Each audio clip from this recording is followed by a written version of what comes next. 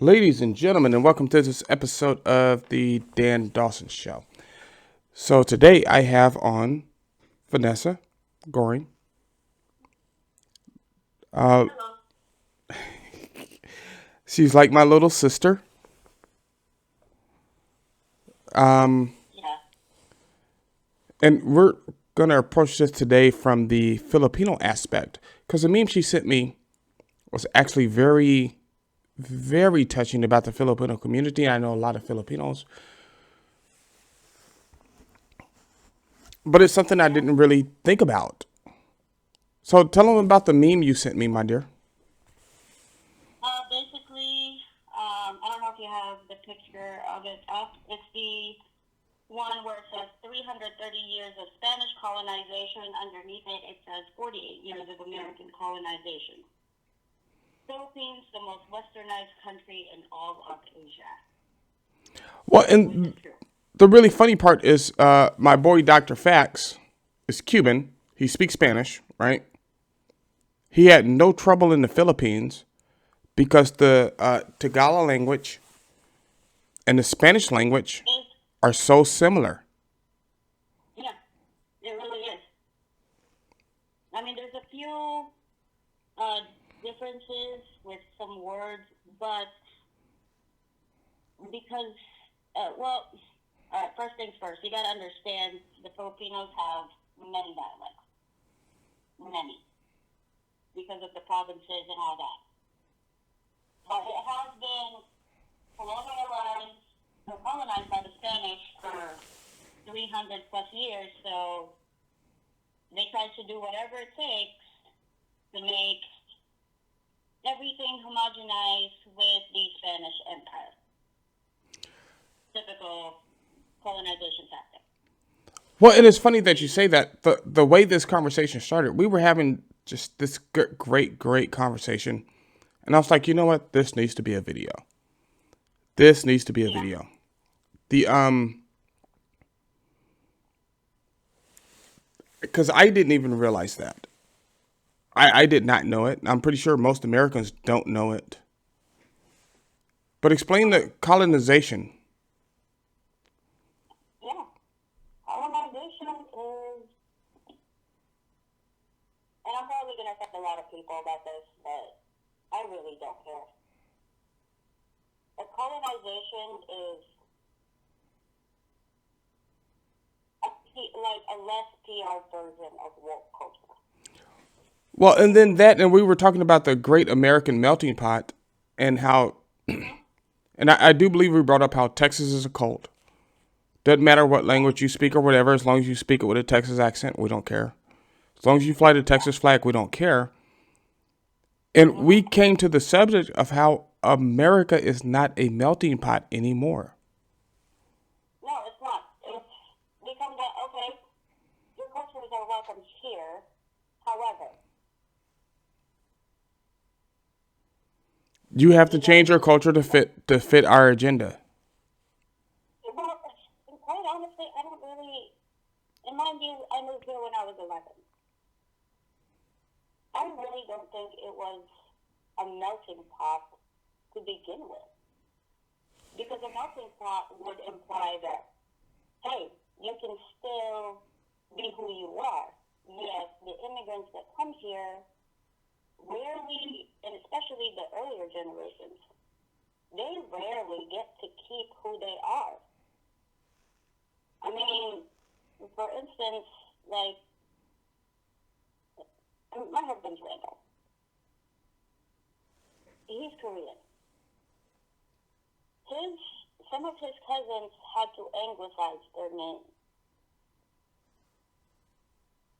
So you went from your traditional Korean name, and then it has to get, when they got here, they had to anglicize it because what the Muslims couldn't pronounce it.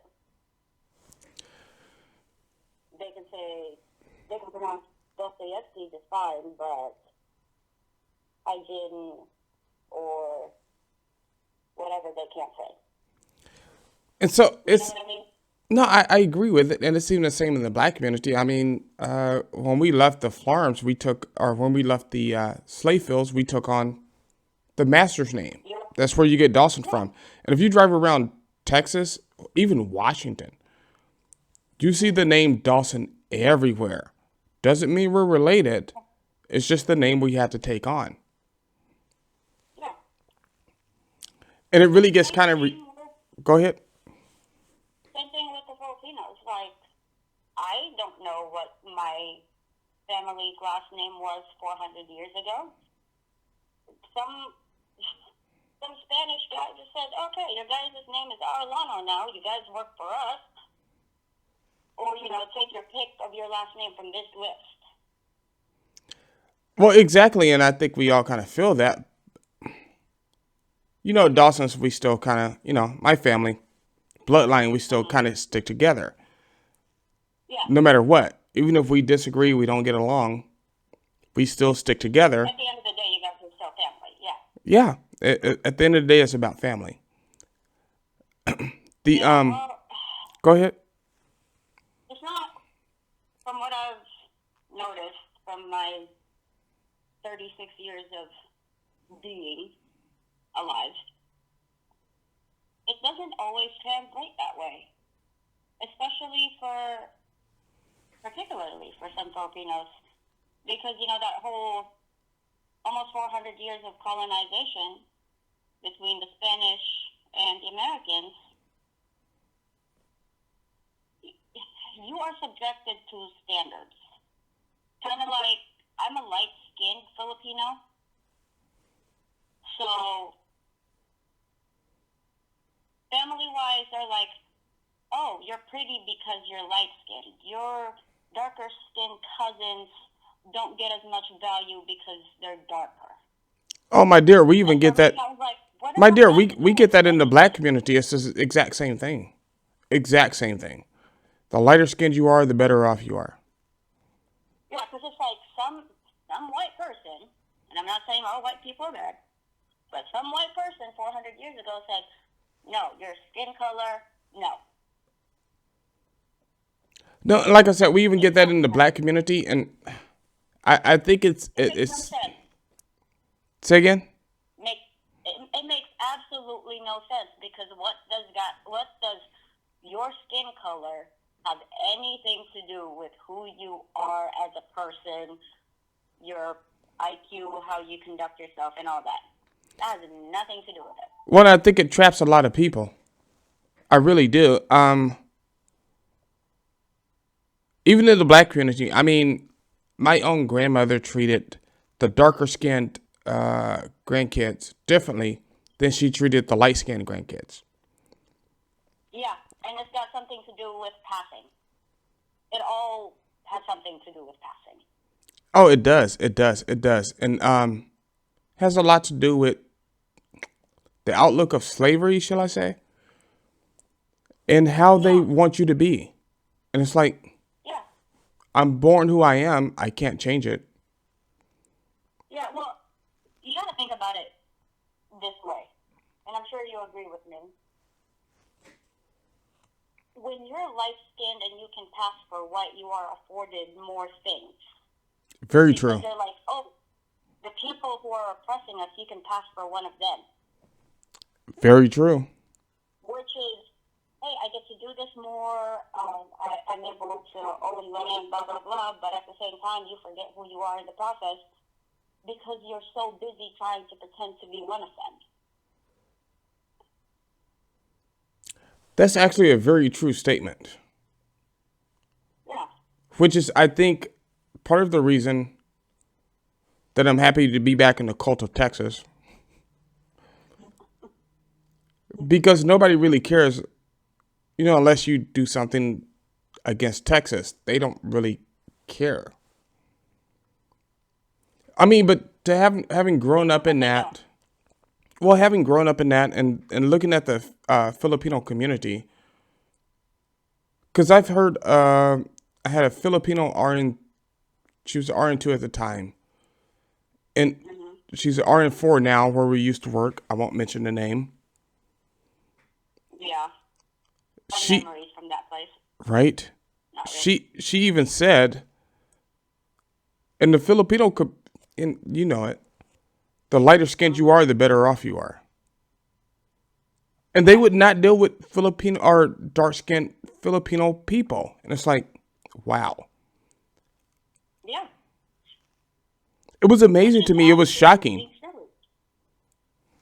Huh? It was shocking to me. It's like, hold up. This person's Filipino, but you won't deal with them because they're not a light-skinned Filipino. And so the way my family runs is my older brother is really light-skinned, right? I'm dark-skinned. The sister that came right after us is light-skinned, and we just kind of, it's 8 of us, and we just kind of run like that. Even the twins, one is dark-skinned and one is light-skinned. But it was really a shocking realization to realize. But it's nuts, though. Huh? But it's nuts, right? Like, now that you're older and you see it, it's like, what? What is this? It's nuts. It's crazy. It's insane. Yeah. And it's something that goes on in culture, and even with the leftist. Yeah. With their crazy ass ideas, and it's like, couldn't you just come more to the middle? And here's what they're not understanding. They think, I get it. The woke culture came from a good place. You know what? I feel like that too, and it's like, their ideas are good. All off the rails, my dudes, with that thing, because, you know, you're trying to espouse good values, but you just went off the rails. Way off the rails. And I think it actually honestly came from a good place. I'm just like, but your policies don't work. They don't work. Well, here's the other thing. Understand that it came from a good place. I know you have good intentions, but let's not forget. Good intentions lead some good intentions lead to hell. Well, what's that old saying? The road to hell is paved with good intentions. Yeah. Yeah, I think that's kind of where we are, and it's like, Yeah, your policies sound good, but in reality, they're really not good. Yeah, because once you start telling people what's quote unquote wrong with the culture, as an outsider looking in, one, you don't have the perspective. Exactly. You don't really get it. You have no idea what some of those cultural practices roots are. I mean, yeah, the whole judging people by the color of their skin is stupid. It's rotten. I agree with that completely. Oh, I agree with that part. And it's like when they're handing out, like even talking about the Asians being considered white now. It's like, really? Yeah, when I first found that out, and mind you, that's in our school district. Thurston County, Washington School District. They lumped the Asians with the whites because it threw off the color curve. And then, when they lumped it with the whites, we made them look bad. Well, see, I think it's the difference in culture. Yeah. If you take the different cultures, Asian culture is pretty much focused on education. Not just education.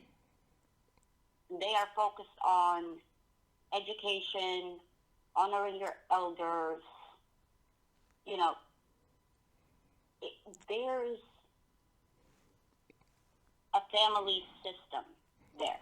Well, see, and that's the thing, right? Black Lives Matter wants to break up the family system. That's really one of the things that makes me sad. When I was growing up in the 70s. Again, it's not just the Black Lives Matter. It's the government in general. Very true. I mean, people have different parenting styles. It is what it is. No, I agree with With that. that said, your kids are different from other kids. Like your firstborn will be different from your secondborn. I know that from personal experience. So for people who don't know, Vanessa's second child is a Korean Russian spy. He's still a toddler. He's not Korean Russian. is Korean, Filipino, German, Spanish. Which makes him a Russian And spy. Anyway, who's no, clearly, I think we've all dissected, he's clearly communicating with Putin through vacuum cleaners. he does love his vacuum cleaner. He does love his vacuum cleaners. He loves going to Lowe's and looking at the vacuums. But no, it gets kind of ridiculous and silly, and it's like we're focused on all these things. Meanwhile, the rest of the world is not, because they're homogenous. I think America is a melting pot, which may be its downfall. It's not really a melting pot, though, because to be a melting pot, you have to accept the differences in culture. But when you get to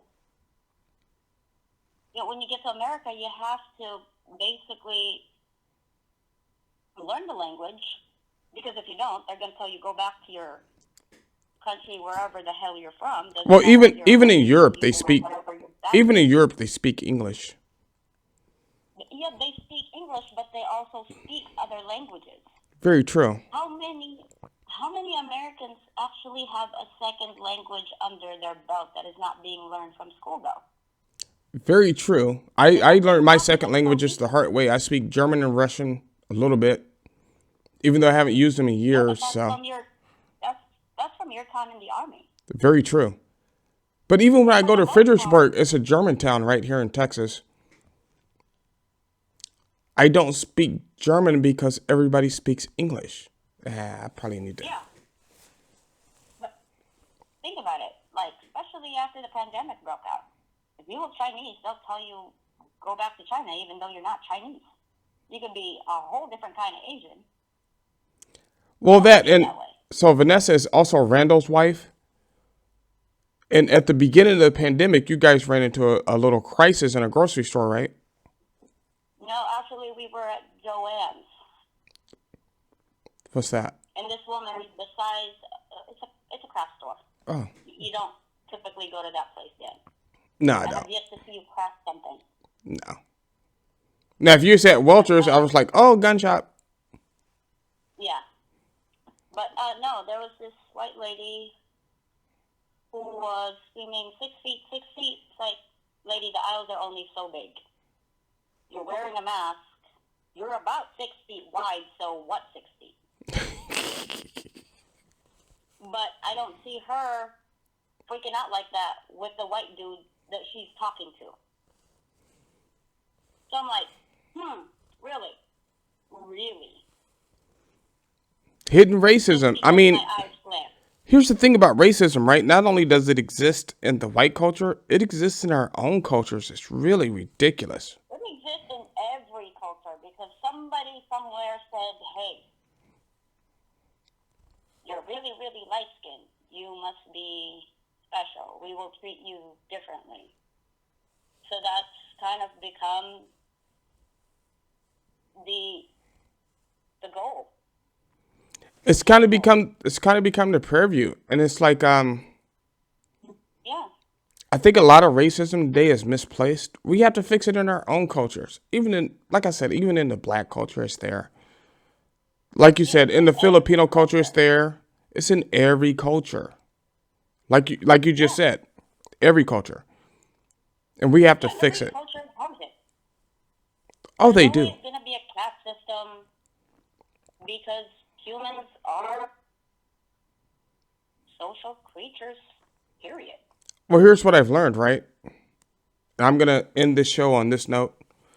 You could be as dark as midnight, but if you're a millionaire or a billionaire, nobody cares.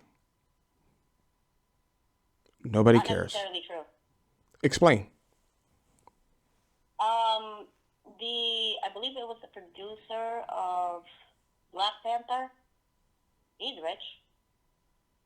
He tried to take money out. They still called the cops on him. Oh, with the when he showed up at the bank to cash in his check, right? Yeah, I saw that. Yeah. I saw that on YouTube. Because I guess if you're black and you have that much amount of money, or try to get that much money, they're gonna automatically assume you're a bank robber. Damn shame. Even though you got like the Black Panther franchise under your belt, because you can't possibly have conceived that. Well, no, and that's happened. That's actually happened a few times. Not only to him, to other black people. Yeah. It's like, yeah. What do you do? My point exactly. It's like you're black, you can't own a ranch. Exactly. Yeah. Or if you're Asian, you can't possibly own an ungodly and obscene amount of money. Actually, I don't think anybody assumes that about the Asians, unless you're a dark-skinned Asian. Well, nobody assumes that about Asians until Crazy Rich Asian came out. Which was a fun movie. I watched that movie. You recommended it. I watched it. I did. And it was like, okay, I didn't know all this shit before. I did not know this. Okay, that's exactly like how Randall and Vanessa live. Minus the money. Oh, with that much money, shit. That's how most of us don't live. All right, my dear. I'm glad you gave me a call. Let me shut this down. All right. For those of you on the Dan Dawson Show, like, subscribe, share, and as always, especially in these days and times, keep your powder dry and do what you got to do.